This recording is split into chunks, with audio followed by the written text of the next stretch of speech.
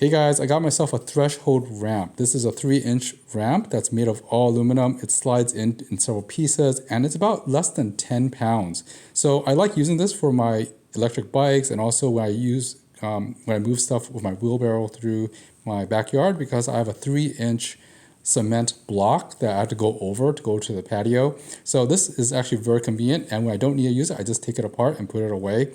It is very convenient and it's very heavy duty. It also washes very easily too. It's all aluminum and it doesn't slip, which is nice. There are little screw holes so you can mount this onto the floor if you want or onto like the deck.